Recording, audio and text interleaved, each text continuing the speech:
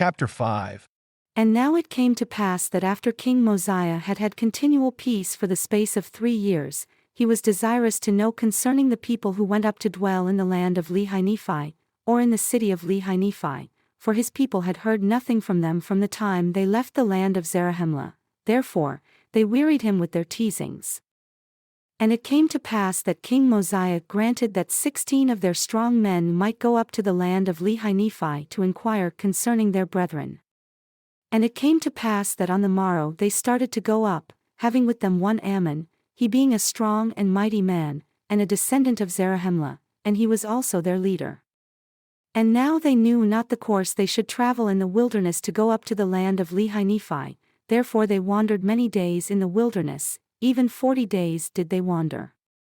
And when they had wandered 40 days, they came to a hill which is north of the land of Shiloh, and there they pitched their tents. And Ammon took 3 of his brethren, and their names were Amaleki, Helem, and Hem, and they went down into the land of Nephi. And behold, they met the king of the people who was in the land of Nephi and in the land of Shiloh, and they were surrounded by the king's guard, and were taken, and were bound, and were committed to prison. And it came to pass, when they had been in prison 2 days, they were again brought before the king and their bands were loosed. And they stood before the king and were permitted, or rather commanded, that they should answer the questions which he should ask them. And he said unto them, Behold, I am Limhi, the son of Noah, who was the son of Zeniff, who came up out of the land of Zarahemla to inherit this land which was the land of their fathers, who was made a king by the voice of the people. And now I desire to know the cause whereby ye were so bold as to come near the walls of the city when I myself was with my guards without the gate.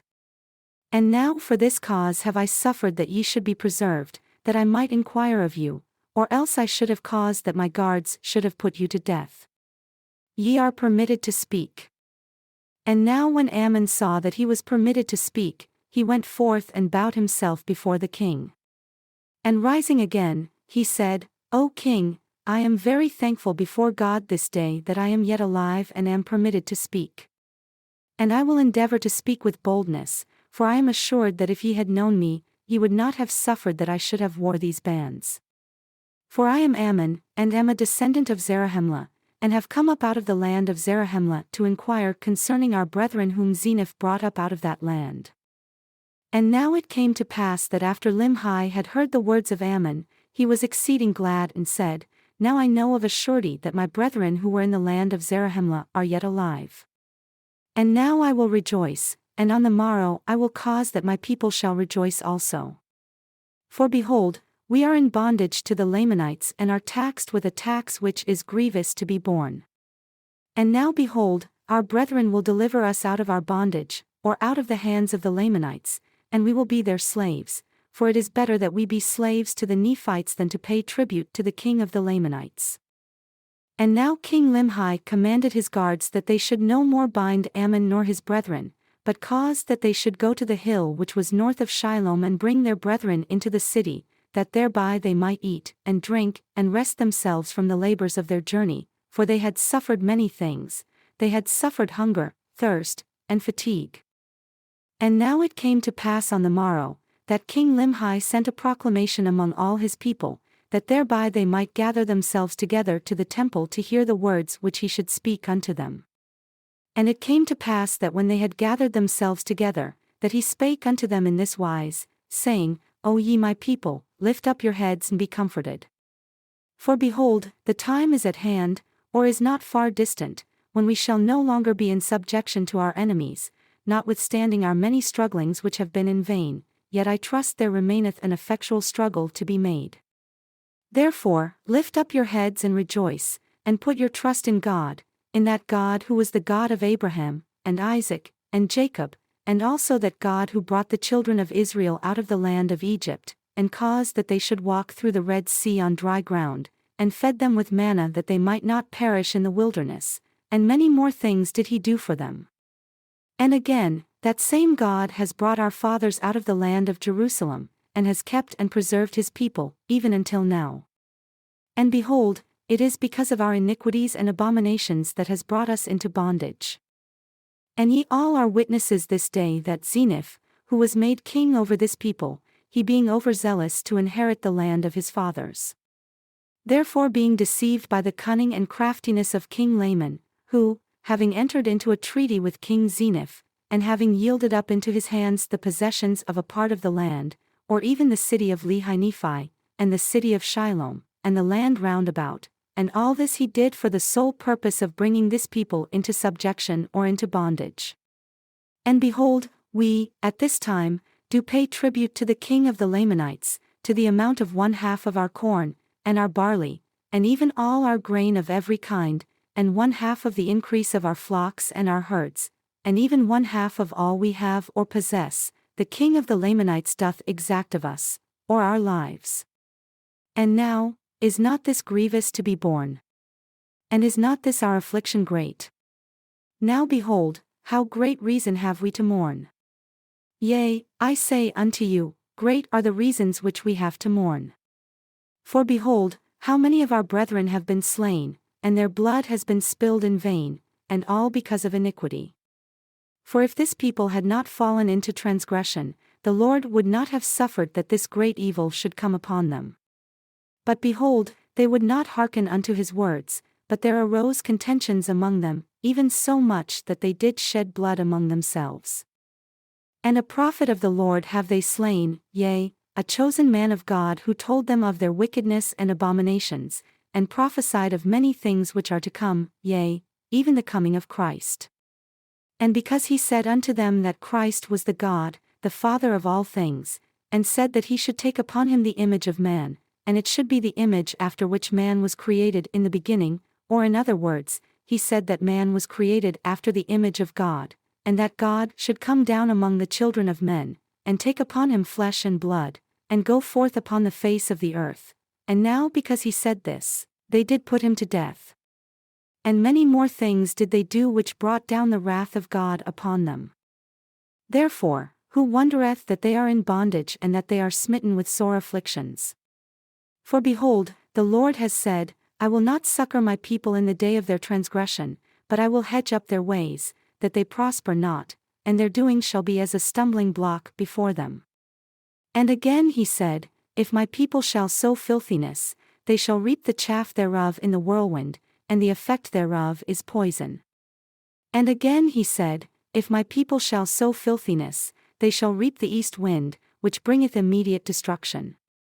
And now behold, the promise of the Lord is fulfilled, and ye are smitten and afflicted.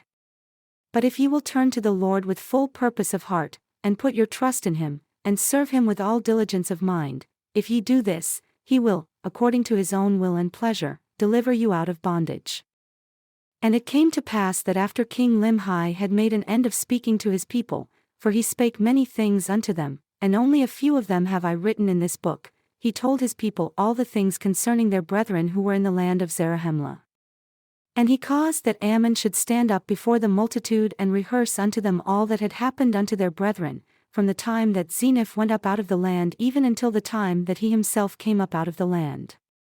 And he also rehearsed unto them the last words which King Benjamin had taught them, and explained them to the people of King Limhi so that they might understand all the words which he spake. And it came to pass that after he had done all this, that King Limhi dismissed the multitude and caused that they should return every one unto his own house. And it came to pass that he caused that the plates, which contained the record of his people from the time that they left the land of Zarahemla, should be brought before Ammon, that he might read them. Now as soon as Ammon had read the record, the king inquired of him to know if he could interpret languages. And Ammon told him that he could not. And the king said unto him, Being grieved for the afflictions of my people, I caused that 43 of my people should take a journey into the wilderness, that thereby they might find the land of Zarahemla, that we might appeal unto our brethren to deliver us out of bondage. And they were lost in the wilderness for the space of many days, yet they were diligent, and found not the land of Zarahemla but returned to this land, having travelled in a land among many waters, having discovered a land which was covered with bones of men and of beasts, etc., and was also covered with ruins of buildings of every kind, having discovered a land which had been peopled with a people who were as numerous as the hosts of Israel. And for a testimony that the things that they have said are true, they have brought 24 plates which are filled with engravings, and they are of pure gold. And behold also, they have brought breastplates which are large, and they are of brass and of copper, and are perfectly sound. And again they have brought swords, the hilts thereof have perished, and the blades thereof were cankered with rust. And there is no one in the land that is able to interpret the language or the engravings that are on the plates. Therefore, I said unto thee, Canst thou translate? And I say unto thee again, Knowest thou of any one that can translate? For I am desirous that these records should be translated into our language, for perhaps they will give us a knowledge of a remnant of the people who have been destroyed, from whence these records came. Or perhaps they will give us a knowledge of this very people who have been destroyed. And I am desirous to know the cause of their destruction. Now Ammon said unto him, I can assuredly tell thee, O king, of a man that can translate the records, for he has wherewith that he can look and translate all records that are of ancient date, and it is a gift from God. And the things are called interpreters, and no man can look in them except he be commanded, lest he should look for that he ought not and he should perish. And whosoever is commanded to look in them, the same is called seer. And behold, the king of the people who is in the land of Zarahemla is the man that is commanded to do these things, and who has this high gift from God. And the king said that a seer is greater than a prophet. And Ammon said that a seer is a revelator and a prophet also. And a gift which is greater can no man have, except he should possess the power of God, which no man can, yet a man may have great power given him from God. But a seer can know of things which have passed, and also of things which are to come. And by them shall all things be revealed, or rather shall secret things be made manifest, and hidden things shall come to light, and things which are not known shall be made known by them, and also things shall be made known by them which otherwise could not be known. Thus, God has provided a means that man, through faith, might work mighty miracles. Therefore he becometh a great benefit to his fellow beings. And now when Ammon had made an end of speaking these words, the king rejoiced exceedingly and gave thanks to God, saying, Doubtless a great mystery is contained within these plates, and these interpreters were doubtless prepared for the purpose of unfolding all such mysteries to the children of men. Oh, how marvelous are the works of the Lord! And how long doth he suffer with his people? Yea, and how blind and impenetrable are the understandings of the children of men, for they will not seek wisdom, neither do they desire that she should rule over them. Yea, they are as a wild flock which fleeth from the shepherd, and scattereth, and are driven, and are devoured by the beasts of the forest.